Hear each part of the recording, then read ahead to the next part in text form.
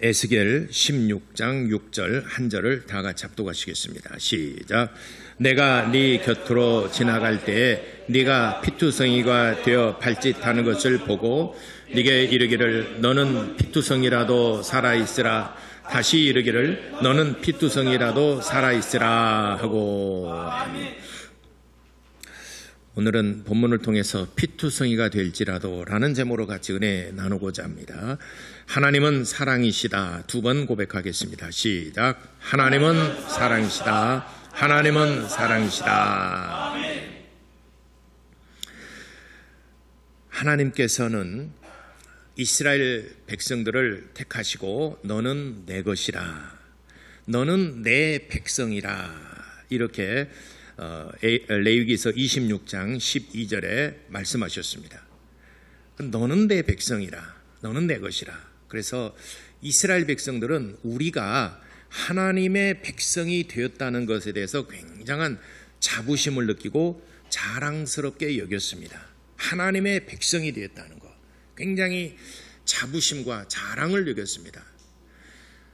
하나님께서 보잘것없는 또 평범한 백성이고 평범한 사람이었는데 하나님께서 아브라함을 지목하여 부르시고 그로부터 아브라함의 자손들 이삭과 야곱의 그 자손들이 하늘의 별과 같이 땅의 모리아도 같이 번성케 하고 창대케 하셨습니다. 하나님께서는 이스라엘 백성들에게 너는 내 것이라. 너희 자손들은 내 백성이라. 내가 너의 이름을 내 손바닥에 새겨놓으라. 늘 강조를 했습니다. 그러니까 이스라엘 백성들은 그 자부심이 굉장했습니다. 이스라엘 백성들이 하나님의 택하신 백성이 되었다는 것에 대해서 굉장한 자부심을 가지고 있습니다. 여러분들은 대한민국 국민이라는 것에 대해서 여러분 자부심을 느끼십니까? 여러분들은 반석교회 교인이라는 그 자부심을 느끼십니까? 네. 근데 예 하고 왜 웃어요? 안 웃었으면은 그거 내가 진심으로 알겠는데. 그렇다 칩시다. 이스라엘 백성들은 하나님의 백성이 되었다는 것에 대해서 굉장한 자부심을 느꼈습니다. 그리고 자랑을 했습니다. 자부심이 생기고 이걸 높아지다 보니까 결국에는 하나님이 그들을 높여주셨는데 그들이 볼 때 이방인들을 무시하고 멸시하고 보잘것없는 백성들로 취급하기 시작합니다. 그러면 스스로가 높아졌어요. 하나님이 높여주시는 것과 스스로가 높아지는 것은 굉장한 차이가 있어요. 하나님께서 우리를 높여주셨다면 우리는 겸손해야 됩니다. 그런데 스스로가 높아지다 보니까 다른 사람들을 무시하기 시작합니다. 여러분들이 사람과의 관계 속에서 사람들을 무시하고 왕따시키고 별 볼 일 없는 것을 여긴다는 것은 스스로가 높아진 것입니다. 그런데 하나님이 높여주셨다면 우리는 더 낮아지고 더 겸손해져야 됩니다. 저 사람 볼 때 저 사람은 참 겸손하다, 참 낮아졌다면 하나님께서 저를 높여주셨다 하는 의미인 것입니다.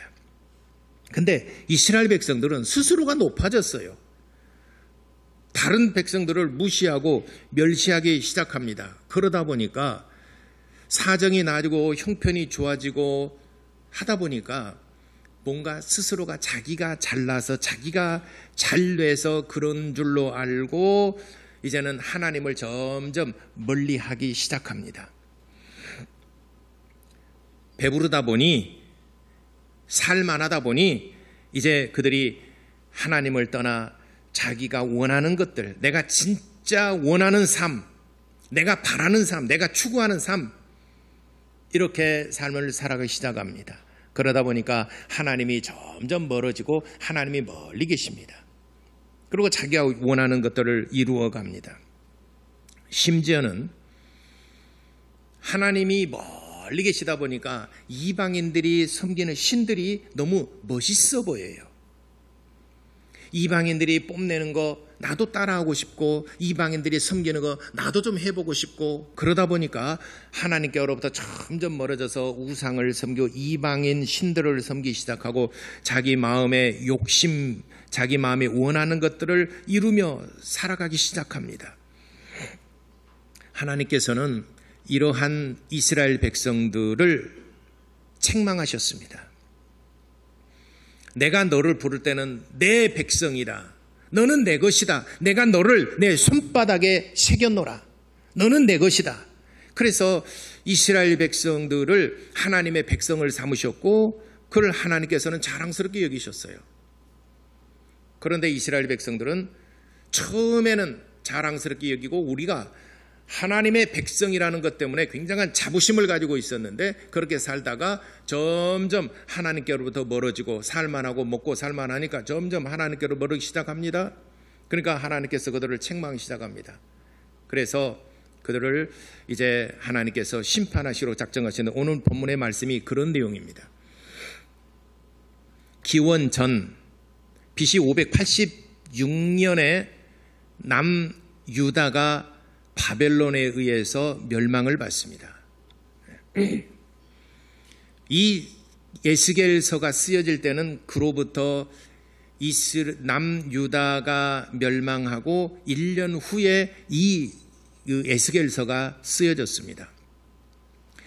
이스라엘의 역사를 살펴보게 되면 남유다와 북이스라엘로 갈라졌습니다. 남유다와 북이스라엘로 갈라질 때가 기원전 930년경이에요. 솔로몬 왕을 마지막으로 솔로몬 이후로 아들과 솔로몬 시대 때 군대 장관과 이게 남유다와 북이스라엘로 나눠지게 됐습니다. 그렇게 해서 나눠질 때가 BC 931년.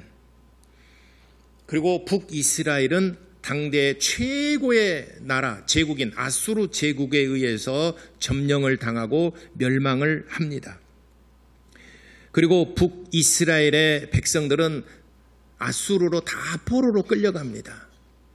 그리고 남은 사람들은 포로로 끌려가기 싫어서 남은 사람들은 애굽으로 피신을 합니다. 그래서 북이스라엘은 이스라엘 사람들이 살지 않고 이방인들이 살기 시작합니다. 그래서 BC 722년에 대아수르 제국에 의해서 멸망을 받습니다. 여세를 몰아서 남유다까지 점령을 하려고 할 그 무렵에 아수르의 내란이 일어나고 그때로부터 왕권이 약화되면서 그의 속국이었던 바벨론이 신흥 강대국으로 일어나서 아수르를 해체를 시키고 아수르를 멸망하고 신흥 강대국으로 바벨론이 일어나게 됩니다. 그래서 바벨론이 남유다를 치려고 할 때가 BC 586년입니다. 이때가 남유다 20번째 마지막 왕인 시드기야 왕 9년째 되던 해입니다. 바벨론이 남유다를 침공하여 예루살렘을 포위한 지가 18개월째입니다. 18개월이 1년 6개월이 지나다 보니까 먹을 것이 떨어집니다. 물이 없습니다. 식량이 다 떨어집니다. 굶어 죽게 됩니다. 그러다 보니 이제 스스로가 와해가 됩니다. 그래서 왕과 신하들이 도망을 치기 시작합니다. 성문이 열리고 성곽이 무너지면서 이제 그들은 점점 이 바벨론에 의해서 점령을 당하기 시작하니까 왕과 고관들이 도망을 칩니다. 바벨론 왕이 그를 추격하여 왕과 고관들을 다 포로로 사로잡습니다. 그리고 전쟁에 패전을 하고 예루살렘이 무너지고 그런 상황 속에서 시드기야 왕이 사로잡혔습니다.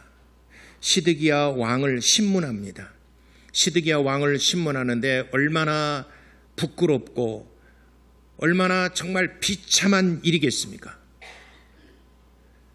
그래서 시드기야 왕이 보는 앞에서 두 아들을 처형을 합니다.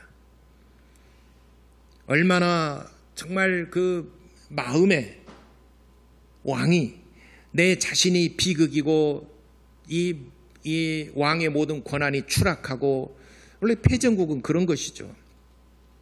게다가 두 아들을 처형을 합니다. 그리고 지금까지 함께 동고동락했던 고관들, 정말 충성스러운 신하들을 한 사람 한 사람씩 처형을 하기 시작합니다. 다 죽입니다.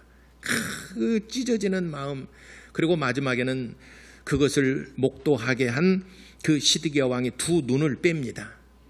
마지막으로 본 것이 아들들이 죽은 것과 자기 고관들이 죽은 것을 보고 두 눈을 뺍니다. 그리고 바벨론으로 포로로 끌고 갑니다. 정말 이보다 더 큰 비극이 어디가 있겠습니까? 이렇게 해서 남유다가 멸망을 당합니다. 이렇게 해서 남유다가 BC 586년에 멸망하는 것을 그 이스라엘 백성들이 보고 몸소 체험하고, 일부는 바벨론으로 포로로 끌려가고, 또 나머지 사람들은 예루살렘에 그대로 폐허가 된 예루살렘에 그대로 남아 있습니다. 망연자실하죠. 그래서 포로로 끌려가는 이유를 잘 몰라요. 지금 이스라엘 백성들이 왜 우리에게 이런 고난과 또 이런 전쟁을 통해서 왜 이런 우리에게 고통이 있는가 하는 것을 이스라엘 백성이 잘 깨닫지를 못해요. 지금 이스라엘이 좌충우돌하면서 전쟁을 멈추지 않냐고, 미국의 압력에도 굴하지 않냐고 계속해서 지금 전쟁을 하지 않습니까? 전에는 이라크도 전쟁했죠. 이란하고도 전쟁을 하고, 가자지구 전쟁을 하죠. 지금은 또 레바논하고 전쟁을 하죠. 레바논은 지금 정세가 지금 불안정한 상태에서 지금 내각이 없어요. 지금 그런 상태 속에서 또 이스라엘과 전쟁을 하다 보니까 국민들의 75%가 빈민층이에요. 남의 도움을 받지 않으면 살 수 없는 백성들의 75%가 그런 국민들이에요. 이스라엘은 계속 헤즈볼라가 있는 레바논을 공격을 합니다. 침공을 합니다. 미사일을 쏘아댑니다. 그러다 보니까 민간인들에게도 피해가 없을 수가 없죠. 민간인들로 피해가 있습니다. 그러다 보니까는 멀쩡하던 건물이 폭격을 받아서 화염에 휩싸이고 무너지고, 그러다 보니까는 그 민간인들의 피해가 수없이 많이 발생합니다. 종군 기자가 그 인터뷰를 하면서 그 전쟁 상황을 취재를 하면서 어린아이에게 인터뷰를 합니다. 그러니까 어린아이가 울면서, 그 어린아이가 제가 볼 때 한 8살, 9살, 10살 채 못 된 것 같아요. 우리는 잘못 없어요. 살려주세요. 우리는 뭘 잘못한 게 없어요. 우리가 뭘 잘못했나요? 우리를 죽이지 말아주세요. 그 소리 듣고 얼마나 가슴이 먹먹하고, 얼마나 좀 어린아이가 그런 그 울부짖을 때 마음속에 정말 안쓰러운 생각이 들어요. 그래서 정말 전쟁은 비극이다. 그 어린아이가 볼 때에 건물이 무너지고 부모가 죽고 또 동료가 죽고 행복했던 그 놀이터가 다 사라지고 친구가 죽고, 그리고 홀로 남아있을 때 피투성이가 돼서, 그런 상황 속에서 왜 이런 일이 일어나고 왜 저들은 우리를 죽이려고 하는지 본인은, 이 아이는 모르는 거예요. 우리를 죽이지 마세요. 우리가 뭘 잘못했나요? 우리가 당신들한테 뭘 잘못했나요? 하면서 막 울부짖습니다. 우리에게 총을 쏘지 말아주세요. 마치 이스라엘 백성들이 그와 같이 우리가 왜 이렇게 바벨론에 의해서 고난을 당하고 죽임을 당하고 예루살렘 성전이 다 무너지고 고관들이 죽고 왕이 저렇게 포로로 끌려가고 우리도 이렇게 포로로 끌려가는지, 왜 우리가 이렇게 고난을 당해야 되는지를 모르는 거예요. 지금 알지 못해요. 그래서 하나님께서 에스겔 선지자를 통해서 환상을 통해서 이스라엘 백성들에게 경고하시는 말씀이에요. 오늘 본문의 말씀입니다. 너희가, 여기서 에스겔서에서 교훈하는 것은 두 가지 내용이, 크게 제가 볼 때는 두 가지 내용이 있어요. 첫 번째는 너희가 이 고난을 당하고, 너희가 이렇게 예루살렘 성전이 무너지고 너희가 포로로 잡혀 들어가고 많은 사람이 죽임을 당하고 행복의 터전이 다 무너져 버리는 것은, 행복의 터전이라는, 첫째는 가족이 있잖아요. 그리고 우리는 경제적인 어떤 그런 기반이 있어야 되지 않습니까? 그리고 사랑하는 사람들과 더불어 함께 살아갈 때 우리 인생은 행복하지 않습니까? 여러분, 가족이 있어야 되죠. 또 여러분, 삶의 현장, 행복의 현장이 있지 않습니까? 행복의 현장 가운데 하나가 또 여러분 교회고, 또 여러분 직장이고, 여러분 사업장이고 그러지 않습니까? 근데 이런 거 다 무너져 버린 거예요. 가족들은 다 뿔뿔이 터지고 죽고, 경제적인 기반은 다 무너져 버렸고, 또 사랑하는 행복을 같이 나눴던 동료들 죽고 뿔뿔이 흩어지고, 이스라엘 백성도 이걸 경험한, 남유다 백성은 이걸 경험한 겁니다, 지금. 그러니까 에스겔 선지자를 통해서 경고하시는 말씀은 너희가 이렇게 고난을 당한 이유가 뭐냐? 그건 너희가 하나님을 떠났기 때문이다. 너희가 하나님을 예배하지 아니하고 너희가 마음에 원하는 것들, 네가 마음에 소원하는 것들, 네가 하나님을 떠났지 않느냐? 네가 마음에 원하는 이루기 위해서 나를 떠났지 않느냐? 그것이 너희가 지금 스스로가 그 결과, 불행의 결과를 자초하는 것이다. 너희 스스로가 그렇게 한 것이다. 하나님을 떠난 그 첫 번째 원인이다. 깨닫게 하신 것입니다. 봐라, 너희가 나를 예배함이 어디 있느냐? 이방인을 따라서 우상을 섬기고 내게 나와서 경배를 한다고는 하지만은 다 형식적인 것이고 껍데기뿐이지 않느냐? 여러분이 사람과 사람, 여러분 그 주변의 사람과 관계를 대할 때도 진정성이 없이 그냥 껍데기하고 대화한다면은 허무하지 않습니까? 내가 지금 껍데기하거나 이게 투명인간이야, 나를 투명인간인가? 같이 살기는 살지만은 껍데기, 아무런 영혼이 없는, 요즘 세세 말로 영혼이 없는 그런 사람과의 관계를 한다면은 이건 진리지 않습니까? 마치 하나님께서 이스라엘 백성들을 보실 때 그렇게 너희가 내 앞에 나와서 경배를 한다고는 하지만은 그러나 진정성도 없고 먹다 남은 것, 절름발이 병든 것, 그냥 형식적으로 외형적으로 회칠한 무덤처럼 나와서 경배하고 한다고는 하지만은 아무런 마음을 주지 않고 마음은 다른 곳에 있고, 그래서 너희들이 우상을 섬기고 이방인을 따라 이방신을 섬기며 너희 마음에 원하는 것들을 하며 육신의 정욕을 따라서 그걸 살았지 않느냐?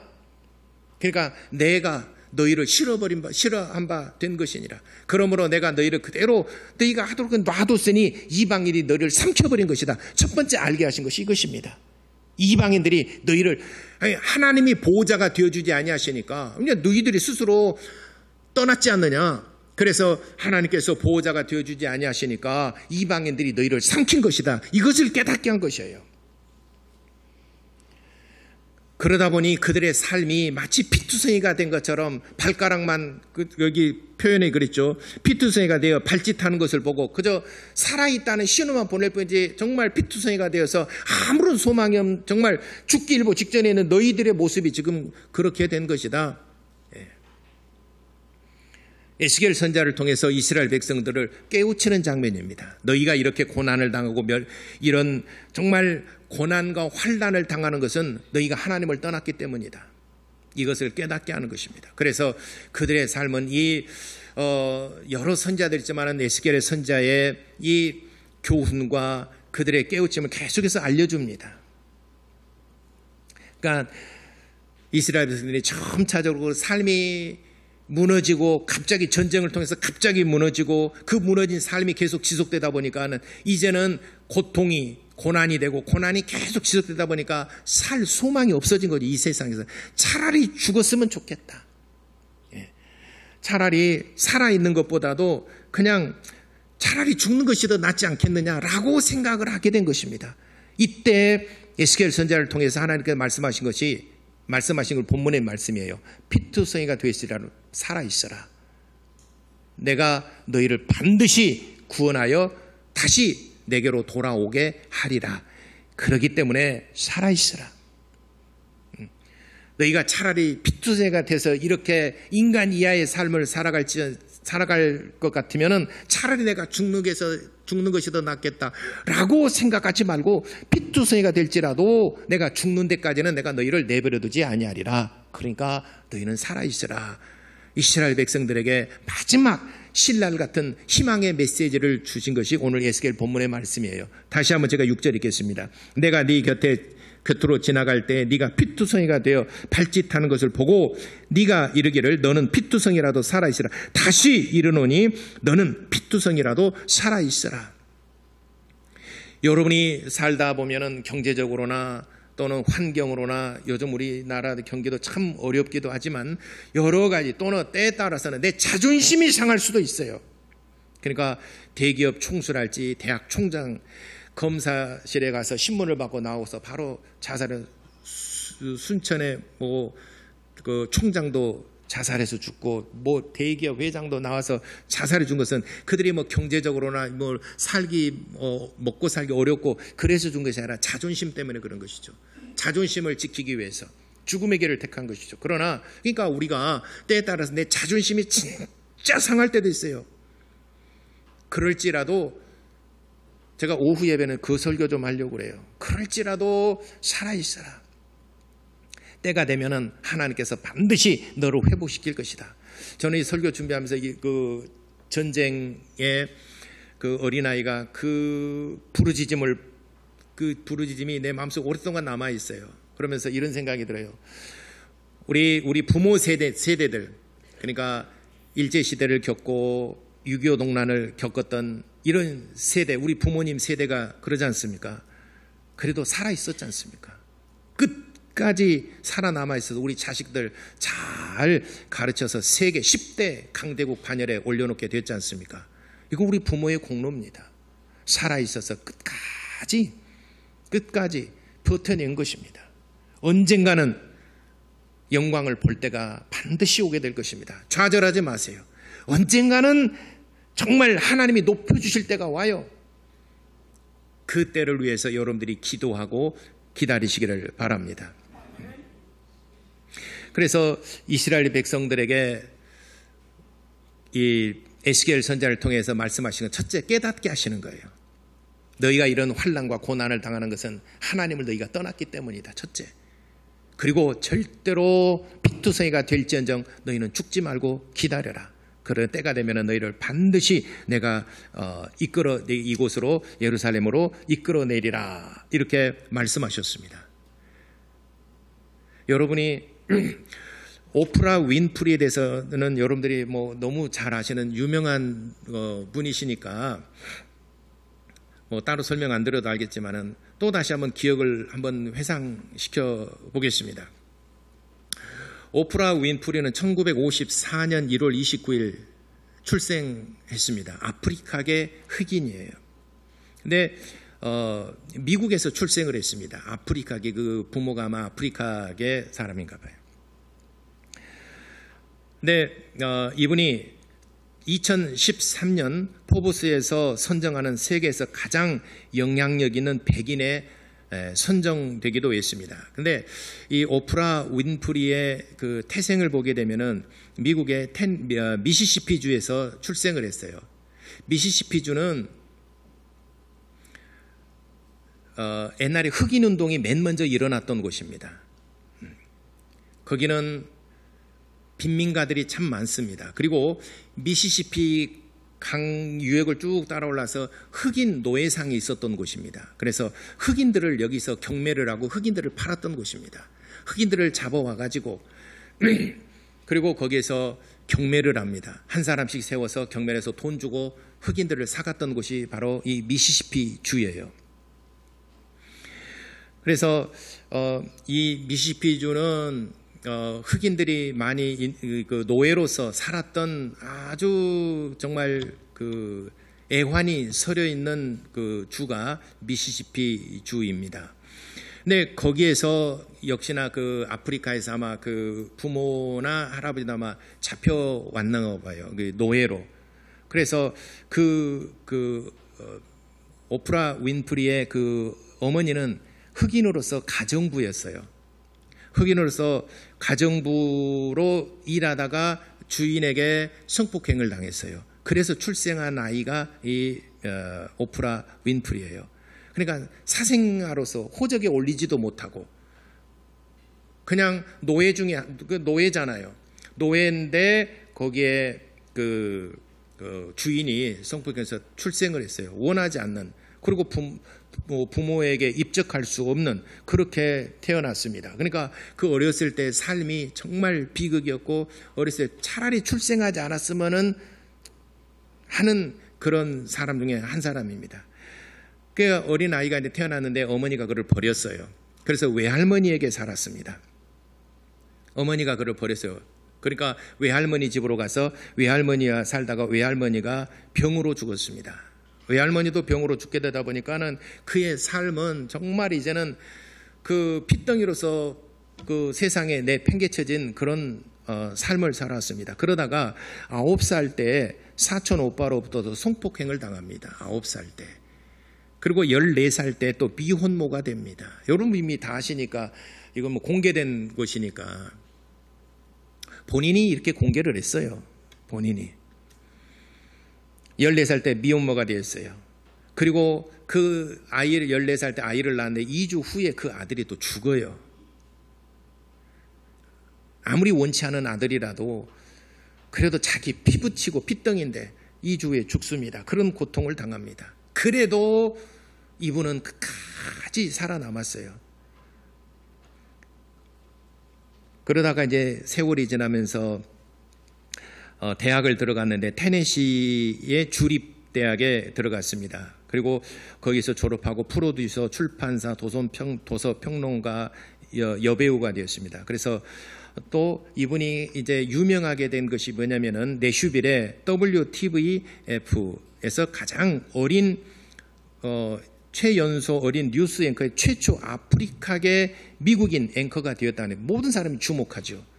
흑인이고 최연소자로서 앵커가 되었다는 것입니다. 그래서 자기 이름을 내건 그 토크쇼를 시작을 한 게 1986년 몇 살입니까? 1954년에 출생했는데 1986년이면 9월 8일 오프라 윈프리 쇼를 처음으로 자기 이름을 내걸고 시작을 해서 2011년 5월 25일까지 25년간을 진행을 했습니다. 그러면서 세계적인 전파를 타게 돼서 유명하죠.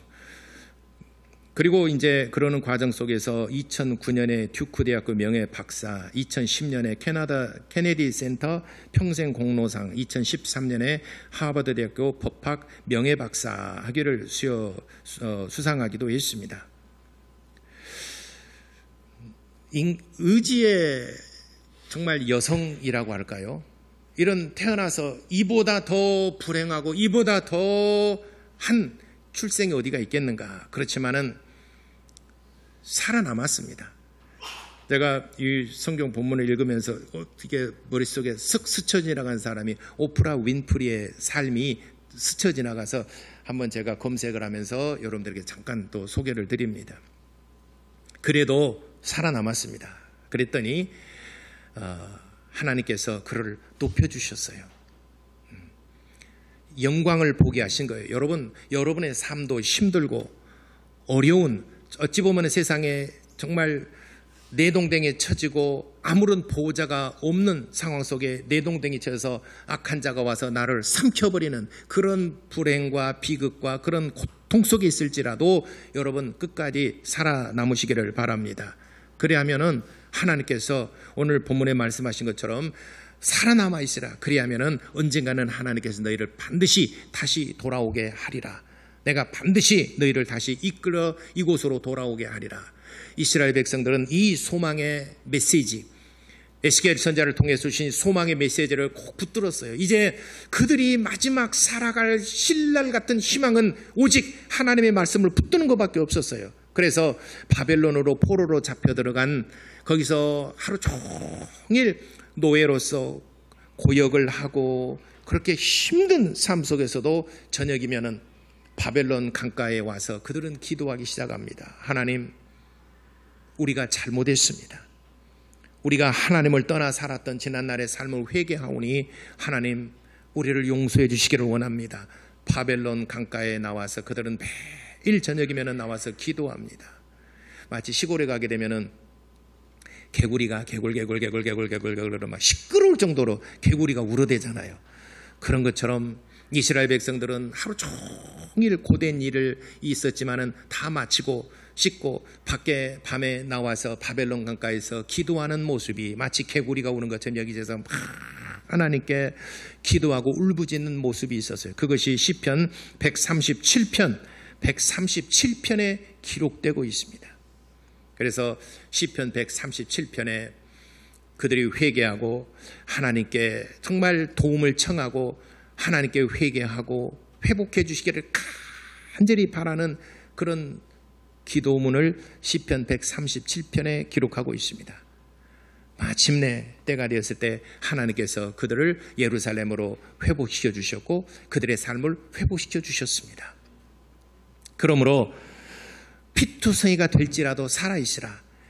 차라리 이렇게 사느니 내가 뭐 멋지게 나는 이런 구차하게 이렇게 살고 싶지 않아 한 사람들은 하나님의 영광을 보지 못했을 것입니다. 그렇지만은 피투성이가 됐을지라도 발짓만 겨우 할 정도로 살아있을지라도 살아있는 사람들은 하나님의 영광을 보게 되었습니다. 그러므로 사랑하는 모든 성도 여러분, 경건하게 살고자 하는 자는 정말 핍박을 받을 때도 있어요.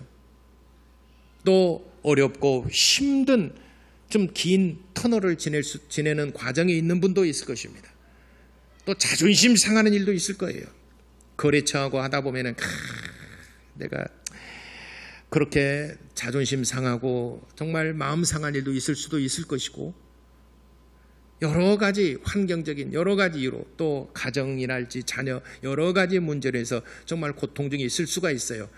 그럴지라도 이스라엘 백성들이 바벨론 강가에 나와서 부르짖고 기도한 것처럼 여러분도 하나님의 신랄 같은 하나님의 도우심을 구하시기를 바랍니다.